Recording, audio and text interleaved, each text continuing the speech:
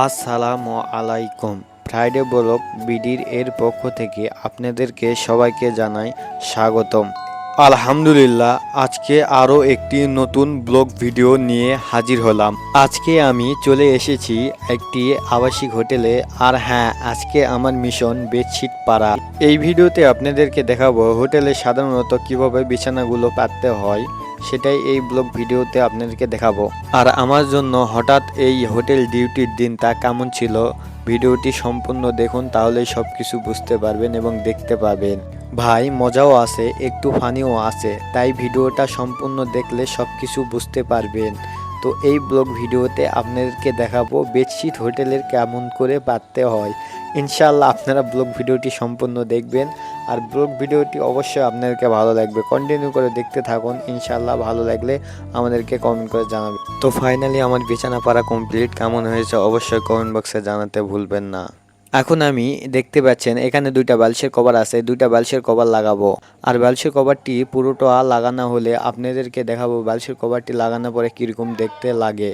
তো আলহামদুলিল্লাহ, ফাইনালি আমাদের এই ঘরের কাজটি সম্পূর্ণ হলো। তো সম্পূর্ণ হওয়ার পরে ঘরের কাজটি আপনাদেরকে কেমন লাগতেছে অবশ্যই জানাবেন। বিছানার লুকটা অবশ্যই কমেন্ট বক্সে জানাতে ভুলবেন না। তো গাইস, ওই ঘরের কাজ কমপ্লিট হওয়ার পরে আমরা চলে এলাম 126 নম্বর রুমে। এই ঘরে আপনাদেরকে দেখাবো, এই যে দেখতে পাচ্ছেন, আগে রুমটা দেখেলেন। এখানে এই যে 126 নম্বর রুম, এই রুমে আমি এবার বেডশিট করব। আর এই রুমের ভিতরে কি না কি আছে সব কিছু খুঁটিনাটি আপনাদেরকে দেখাবো। ইনশাল্লাহ আপনারা সব কিছু দেখে একটু হলেও বুঝতে পারবেন হোটেল, আবাসিক হোটেলগুলো কেমন হয়। আরও একটি দেখাবো আবাসিক হোটেলের বাথরুম কেমন হয়, মানে যেসব বাথরুমে তো আপনারা অবশ্যই যেয়েছেন, কিন্তু আবাসিক হোটেলের বাথরুম কীরকম ক্লোটি হয় সেটাও আপনাদেরকে দেখাবো। আগে বেডশিটগুলো পাড়িয়ে নেই, বেডশিটগুলো পাড়া হলে আপনাদেরকে সব কিছু বিস্তারিত আবাসিক হোটেলের এই রুমটা আপনাদেরকে পুরোটাই ঘুরিয়ে দেখাবো ইনশাল্লাহ। আলহামদুলিল্লাহ, এই রুমের বেডশিট পাড়া আমাদের কমপ্লিট। এই যে দেখুন বেডশিট, এই রুমটির পাড়া কেমন হয়েছে। তো এই রুমের একটু কোয়ালিটি একটু খারাপ হয়েছে, আমিও বুঝতে পারতেছি। এটা ডবল রুমের রুম, এখানে ডবল দুইজন থাকতে পারবে। আর এখন আপনাদেরকে সেই জিনিসটা দেখাবো আবাসিক হোটেলের, মানে বাথরুমটা কীরকম হয়, বাথরুমের ক্লোটি কীরকম হয়। আপনারা তো রুমের ক্লোটি সব কিছু আশেপাশে দেখতে পারলেন। ছোট একটি রুমে সাধারণত কিছু থাকে না। তো মেন বিষয় বাথরুম, অনেকে বাথরুম নিয়ে চিন্তিত হয়ে যান। তো আপনাদেরকে ওটাই আজকে খোলাসা করে দেখিয়ে দেবো। তো দেখতে থাকুন ভিডিওটি লাস্ট পর্যন্ত দেখুন, ইনশাআল্লাহ আপনাদেরকে সব কিছু খুঁটিনাটি সব কিছু দেখাবো। ভাই সব, এখন আমরা যাইতেছি বাথরুমের ভিতরে, ফাইনালি চলে এলাম। এই যে দেখতে পাচ্ছেন এটা হচ্ছে আবাসিক হোটেলের বাথরুম। মোটামুটি আবাসিক হোটেলের বাথরুম ক্লিন, পরিষ্কার পরিচ্ছন্নতায় থাকে। দেখতে পাচ্ছেন এটা হচ্ছে বেসিং, এখানে হাত পা চোখ মুখ ধোয়ার জন্য এটা বেসিং করছে। আর এই পাশে টয়লেট, এটা কমোড না, কমোড ছাড়া এগুলো হচ্ছে। এই পাশে ঝর্ণা আছে, ঝর্ণাতে গোসল করতে পারেন, বালতি টালটি সব কিছু রাখা আছে। মোটামুটি আবাসিক হোটেলের বাথরুমগুলো মোটামুটি ভালো।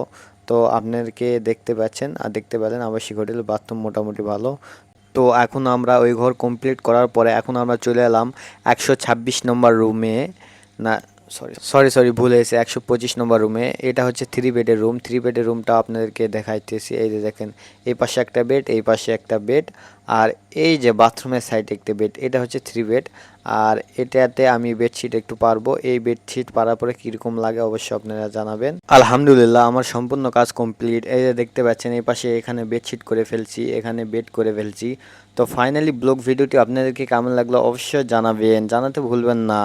ব্লগ ভিডিওটি যদি আপনাদেরকে ভালো লেগে থাকে অবশ্যই ভিডিওতে লাইক এবং চ্যানেলে সাবস্ক্রাইব করে আমাদের পাশে থাকবেন। আর এটা হচ্ছে আবাসিক হোটেলের সিঁড়ি, আর ওখানে লাগানো আছে লুকিং গ্লাসটি এত বড় বলার বাইরে গাইস। দেখতে পাচ্ছেন কত বড় লুকিং গ্লাসটি। তো ইনশাল্লাহ দেখা হচ্ছে কোনো পরবর্তী ব্লগ ভিডিওতে।